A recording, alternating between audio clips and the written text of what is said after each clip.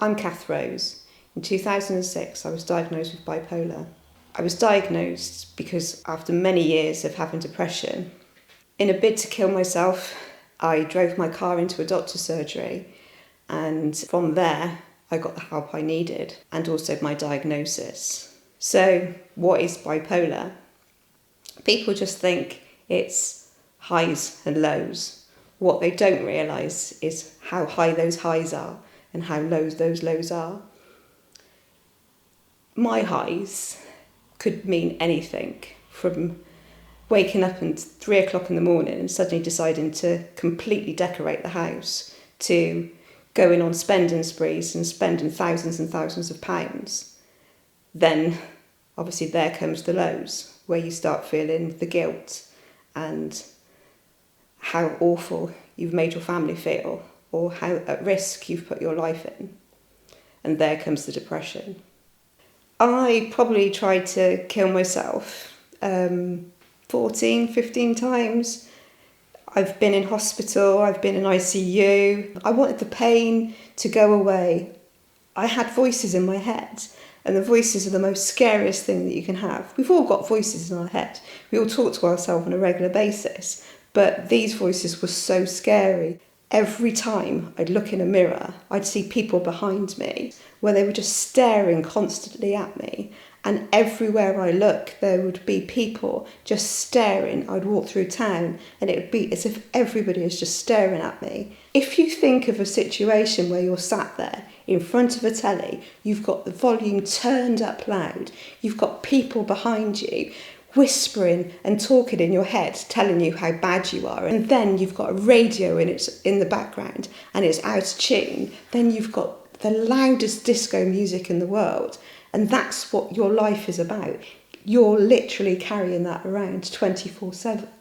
So when it comes to trying to make it stop, that's your only option. You just want that peace and quiet, and the only way you can do that is by hurting yourself and just making it go away. So for me, I've got bipolar 2, which means I rapid cycle. So it means I can have a high in the morning. I may have tidied the house. I've done so much exercise. I've just thought I was better than anybody. I've had these visions of grandeur and I think I can leap over tall buildings. But by 2 o'clock, all I want to do is die. That's the worst place to be, because in the past, I've been caught on the edge of cliffs, just looking over thinking, I could fall now and I could die and it would all be over. Luckily, it took less than 2 years and I found the medication and I've been on it now for over 10 years. And it means that I can cope with the normal day-to-day life. So for me, not only do I cope with it day-to-day life, but I wanted to prove to myself and everybody else that I can make a difference. I started getting more and more involved in mental health, and I decided to be a mental health trainer and also counselling and life coaching, just so I can give something back to the people who are going through what I went through. From there, I realised that thinking more positively and making a difference and accepting who I am was I'm able to therefore help others. And also I found that by diet, by exercise, by looking after myself and making myself positive, that I can make a difference to my life as well, and also my family. I train mental health first aid. In the workplace, companies are now investing in people and understanding that mental health is something that needs to be taken notice of. They're there supporting their employees by having me come in training various people just to be first aiders. So also what I offer is one-to-one coaching. This is just a session where we can work on different aspects that you're not happy with in your life at the moment.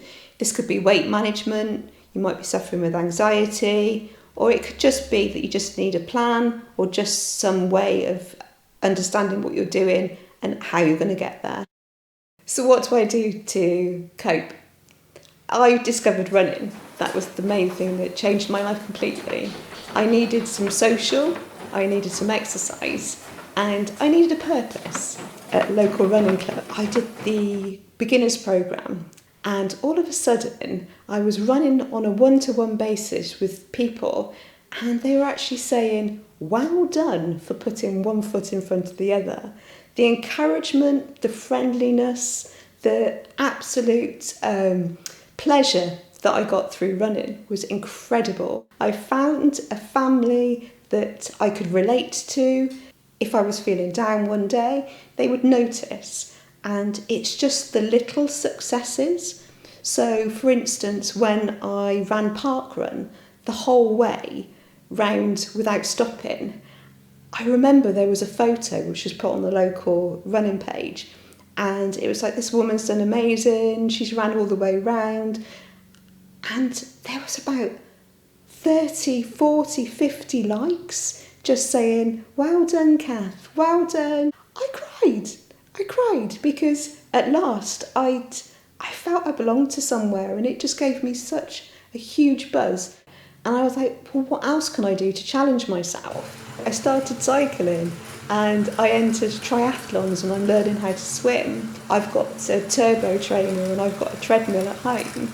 One of my favourite things is parkrun on Saturday. So we all meet, there's a group of us, we call it the party in the back because we're not fast runners. It's 2 laps of Lydiard Park, which is a park in Swindon, which is beautiful. Obviously, being as there is fast runners, they pass us, but we always congratulate them and say, well done, thinking one day that will be us, but it never will. So after parkrun is my favourite part, where we all go to the restaurant and we have coffee and cake and a great big chat about our week, how we've been, and we just catch up and just have a laugh.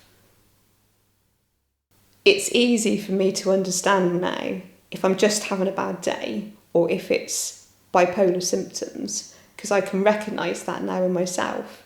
But it's okay not to be okay. Some days you have bad days, some days you have good days. You just rock with it and just listen to your body. That's the most important thing. If you need a rest, take a rest if you can.